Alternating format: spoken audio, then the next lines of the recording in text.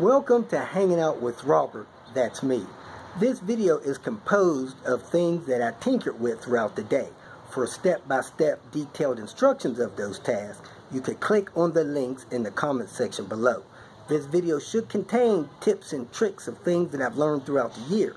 Now, I only plan on leaving this video posted for about 30 days. I hope you enjoy it. Thank you very much for watching. Off my tinker day at the junkyard. Man, it looks like they did not put imports out today. I may have a second shot at those rear bearings that I left.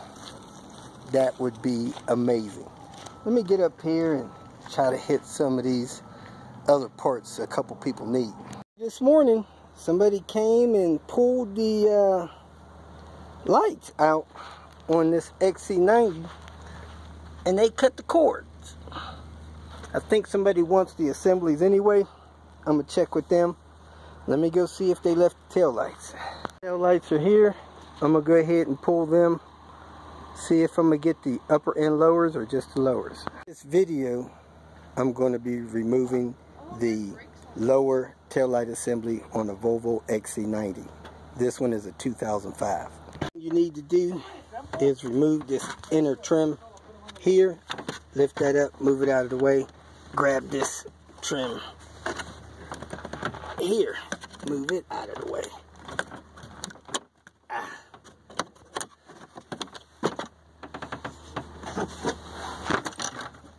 What you do is come inside the hole from the trim, and you look and you find these two metal pegs.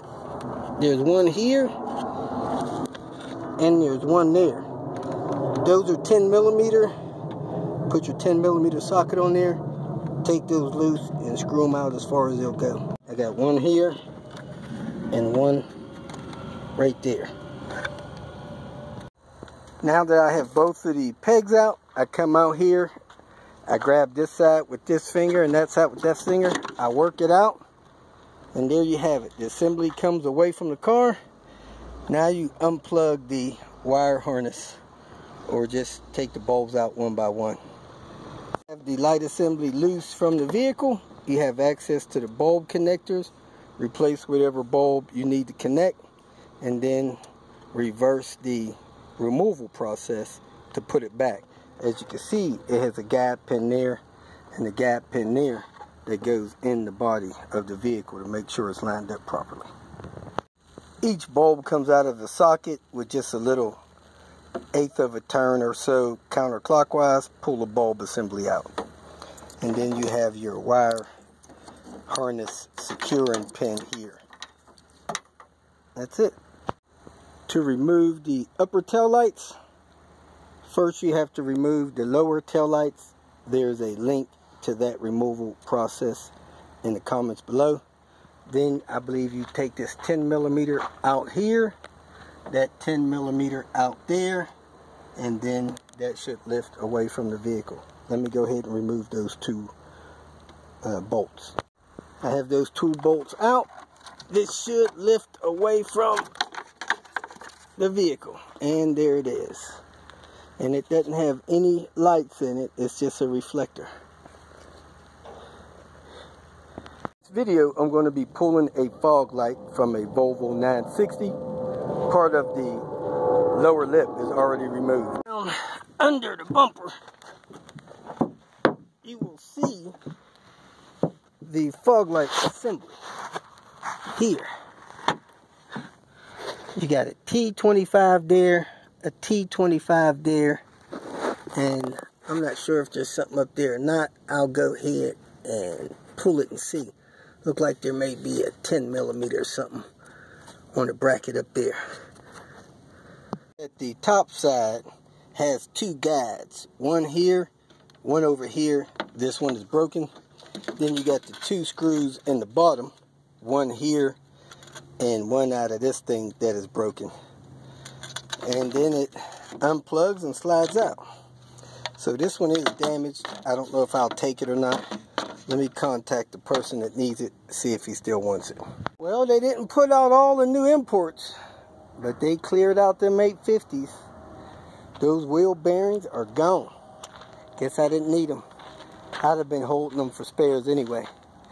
So besides that, let me go get this hood off of this car and get out of here. Move this hood from this Volvo XC90.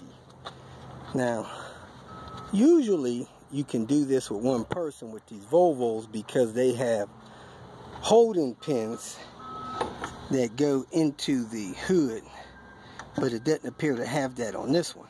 So what I'm going to do is I'm going to disconnect these two lift supports.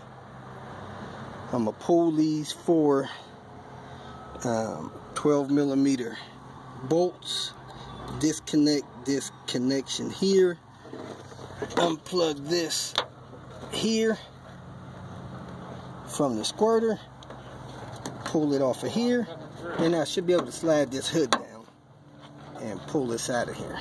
So I unclip that line there. I'm going to hold that T and try to twist that hose off there. On this truck it's a little bit different. You can pull these two bolts out here and just take these two loose a few turns. Then you can slide this bolt out of the channel and get it off of the hinge. So let me go ahead and pull these top two bolts, loosen these, then I'm going to take these loose, put a screwdriver under there, they pull right off, then I'll be able to slide this hood off. 40 turbo, the service for somebody. I have no speedometer and no odometer. So who knows how many miles the car has on it. Has a coolant leak at the water pump, top side of it. A little rough, but man, red block, baby. Fired right up and is purring like a kitten. Looks like the last oil change they recommend 203. Might as well pull that sticker off of there. That wasn't doing no good. Alright, well I'm going to go check it out, see what all we need to do, and get back with the owner.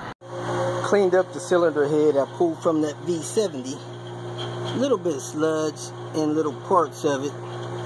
Somebody been missing some oil changes. But I got those two valves out, and as you can see, they are bent, leaning inward. I don't think none of the other valves are bent. Nonetheless, I think I'm going to go ahead and pressure test the head just to make sure. The valves out, you want to look at the valve guides, make sure they're not cracked. It'll be a real rare occasion for them to be cracked, but you don't want to have cracked valve guides. This is how tight this 13T is. As you can see, barely any space around that thing. I vacuum test the head. Everything else is good to go. Of course, I'm going to pull all the valves and lap them so that I could replace the valve stem seals on them. But other than that, this head is good to go when I get two more intake valves. FCP box. Only place I could find that had the NA 850 PCV kit in. So it's got a lifetime warranty. Something about no access. I don't know what that means. And I think it should have my shocks in here for Queen B. Rear shocks and shock mounts. There it is, folks. PCV kit. And the rear shock mounts. And rear shocks for Queen B. Woohoo! If you feel that this information was useful, please like it and share it with your social media friends. You can subscribe to my channel so that you will get notifications of future videos that I post. You can follow me on Twitter, and if you need to contact me directly, please visit my website. And if you have any questions, leave them below, and someone or myself will reply to them. Again, thank you very much for watching.